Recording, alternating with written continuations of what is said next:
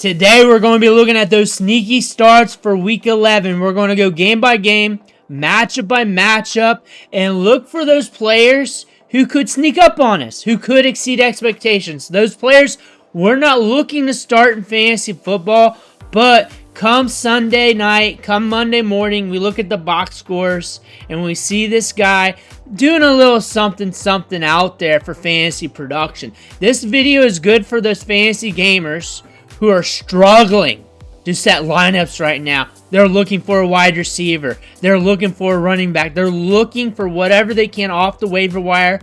They're looking at the back end of their bench. They're looking for something to swing for the fences with. And we're going to give you a bunch of guys today by looking at the matchups. This is great for deep leagues.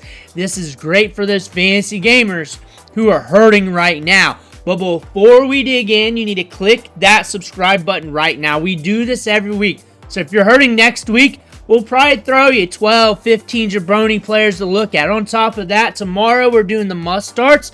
So if you have questions on your lineup, you want to check that video out because you can ask them and I'll answer them for you. On top of that, we go over the waiver wire extensively throughout the week. Click that button, stop missing out.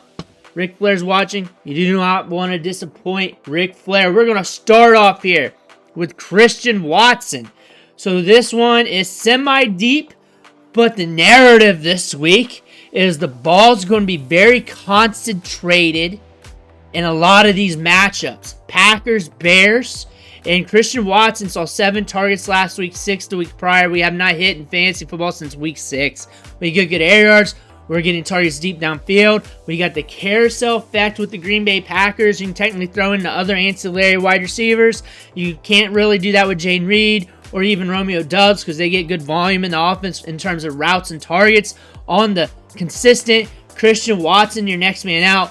The ball's consistent with the Bears. You wouldn't throw in Roma Dunze in this category because he's getting good volume. It's pretty much easy to peg. However, Christian Watson, deep targets, volume in this offense can be explosive. We got 40.5 over under. Vegas say it's going to be low scoring. That could potentially happen considering the Bears have been on the low on offense right now. It could be a slower paced game. The Packers do not need to push the pace to win it. However, if the Bears can break it, they can push the pace and we can hit that over and get more fantasy production from these players. Something to look at. Christian Watson, a trendy player for a sneaky start if you're looking for the deep ball.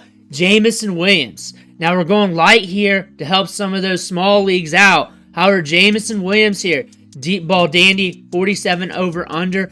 The ball's concentrated here with the Jaguars. We know where the targets are going with both these teams, where they're primarily going to go. So if you go too deep with it, it's just kind of annoying. However, Jameson Williams here, deep targets, good volume here. We have not hit for a bit since like week 4 for fantasy football. Week 6, actually. That being said, we are due. We're going to get deep targets. That being said, he could be a guy to look at if you're struggling with your lineups. Cam Akers. Now we're finally going deep enough for those deeper leagues, or if you're really struggling, because Aaron Jones came out with an injury last week, came back in. He's going to be limited, but we're playing against the Titans. The Vikings can get up in this game to the point where they don't need to pound it out with Aaron Jones. And if that happens, then there's a chance Cam Akers crosses the goal line for you. Maybe he gets a few extra touches. I would not be surprised if he sees 10 touches in this matchup, 8, 9, 10, something like that, and he pops one off. I would not be surprised. And if I'm up in this game, I'm pulling Aaron Jones after what we saw last week, keeping him fresh, and giving Cam Akers some run. I can definitely see that happening, and I can definitely see that happening with the poor quarterback play with the Titans. That being said, Cam Akers could be a squeeze for you. Mike Williams in a matchup with a 48 over under, and we've seen deep ball wide receivers score heavily on the Ravens. Mike Williams is a player that is known for the deep ball, winning on those contested catches. They're going to try and stop George Pickens. Every team in the league knows that, so they're going to do that. Mike Williams is going to get more run in the offense by the week because they traded for him. They got him to do so. On top of that, the talent is a lot more compared to the other wide receivers on the roster.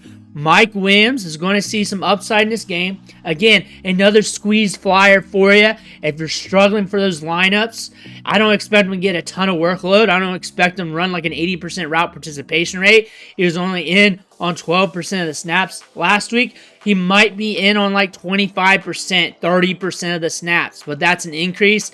And with how he plays the game and how he'll be targeted, that's enough for that gamble. Jaylen Wright. If you're looking for a shotgun running back this week, this might be the matchup against the Raiders. He's getting more snaps over Mostert. Even though it's like 2, it's still something to look at, something to note. He's got upside, and his upside is 1 touch, and that's 10 fantasy points. He can score you 10 fantasy points on 1 touch. He's more likely to do that than 90% of the running backs in the National Football League because he's got the speed and the burst. And we should start seeing things flowing more his way when it comes to workload and opportunities in the back 9 of the season. It's not like we're looking at the Dolphins and say, hey, it's time for the Super Bowl run. We're not doing that. So they're going to get their cards in deck. They're going to shuffle the chairs, getting ready for 2025 as we get deeper in the back end of the season. We got the Raiders here. A softer matchup against the run. Devin Achane should eat, and one of these other running backs should eat as well. Jaylen Wright might surprise you this weekend. Kayshon Boutte is running on 90 to 100% of the routes right now. 6 targets a game in his last 3 games. We dropped a unique video on him earlier today because he's a fascinating prospect, a guy that could really surprise you, and he could be the surprise of the surprises this week. This is a good matchup to push the pace for Drake May, and if May's pushed and we get more volume in the offense and things flow right for Boutte, he could be a surprise player in this game. We need the Rams to push the pace here. We need May to try to keep up, and we need the targets to run right for Boutte, but this could be a sneaky option for you. Looking at the Jets and Colts, this is a game where the ball's heavily concentrated. We know where the ball's going in the Jets passing game. It's going to Wilson, and it's also going to Davante Adams. We know Breece Hall is going to be a big cog in the run game. We know we can't really trust the passing game for the Colts right now. Braelon Allen, if the Jets are up, the Jets are getting opportunities around the goal line, and there are games where he just gets double-digit touches randomly. Braelon Allen could be a hitter for you, especially if he gets red zone opportunities. And sometimes there are games where he gets more work in the passing game than expected. This is a situation where we might see that happen. Mason Tipton for the Browns. Last week it was MVS hitting. The Saints are at home, and this is a game where we could see some jabroni players do some jabroni things for us in our lineup.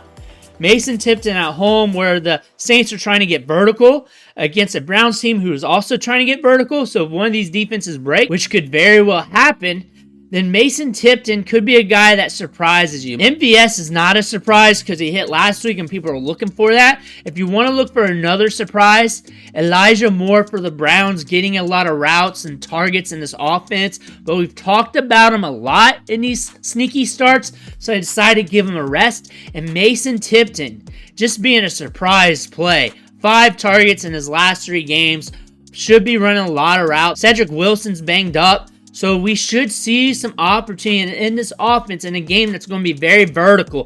Seahawks, Niners. The ball's concentrated in this game. Like, we know where the ball's going. We know where the ball's going at wide receiver for the Niners and running back. We know where the ball's going for the Seahawks.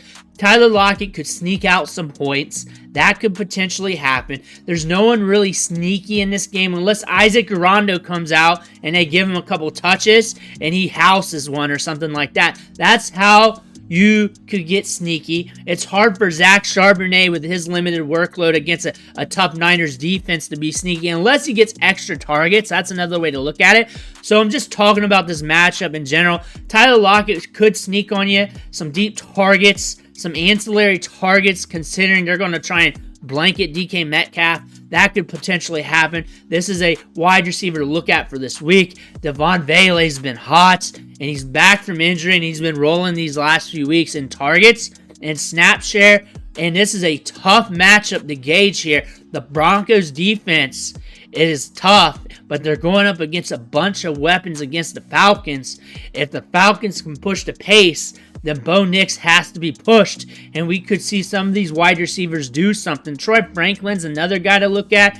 Honestly, you're looking at Audric Estime, but everybody's keying in on that. Audric Estime has got a decent matchup this week, and he'll have a better matchup next week. But you're watching him, you're watching Vele, you're watching the ancillary pass catchers, because this could be a fun matchup to watch. At least it is on paper.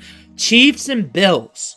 This is another game where the ball is going to be concentrated, and the Chiefs' defense makes things weird. But when you look at the Bills' side, they have to be creative.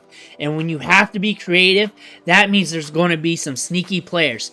Dawson Knox is not super sneaky this week, considering Kincaid's hurt. However, teams have to flood to the tight end or the running back against the Chiefs or one of the ancillary wide receivers. The Bills might be targeting Dawson Knox more and might get some red zone looks. So if you're hurting, you're looking for something, and you're scrambling, here you go. I don't love it. I don't love the matchups against the Chiefs, but this is something for you. Bengals, Chargers, and the ball's concentrated here. Higgins is back, so really killing some of our options in the passing game for the Bengals, where everybody's looking at Gesicki, so you're not really going to look at him. Everybody's looking at Chase Brown, and now you're looking at the Chargers. Ladd McConkey, Quentin Johnston, people are looking at those. J.K. Dobbins, Gus Edwards is kind of banged up. Joshua Palmer in the passing game. If the Chargers have to push the pace, we do have a 48 over under. He's going to run a fair amount of routes. He's going to be on the field. He will get vertical. He could be a guy that sneaks some fantasy production for you. If he's there on the waiver wire, he's a guy to look at if you're hurting, if you're looking for a wide receiver that no one's thinking about, if you're looking for a DFS play, if you're looking for something sneaky, Joshua Palmer could be a guy that sneaks up on. The one thing we are all wondering right now is, why is this game not flexed out on Monday night? And it's really so they can rag on the Cowboys on Monday morning talk shows and build up the Texans when they get the win for the playoff push/playoffs, so they can have more narratives. But when you think about sneaky starts in this game, I'm going to leave the Texans side alone. You can look at the ancillary wide receivers there. They're kind of easy, sneaky plays. Going to the Cowboys side, because that is the ugly side. And looking at the ugly side here, looking at Jalen Tolbert. We look at him a lot in his sneaky starts. He gets volume. He's running a lot of snaps and routes. We could see some opportunity here. Even the quarterback play is sucking right now. But you're looking at the Texans right now. They got 4 games where they allowed a second wide receiver on the other team to score more than 10 PPR fantasy points. That could potentially happen right now. Probably not going to happen. But if you're hurting, you're looking for a wide receiver, here's another guy to look at when it comes to your matchups. But those are the sneaky starts rolling into Week 11. Let me know what jabroni you're putting in your lineups. I want to hear about that. Make sure to hit that subscribe button on the way out. Thanks for watching. Catch you on the next video.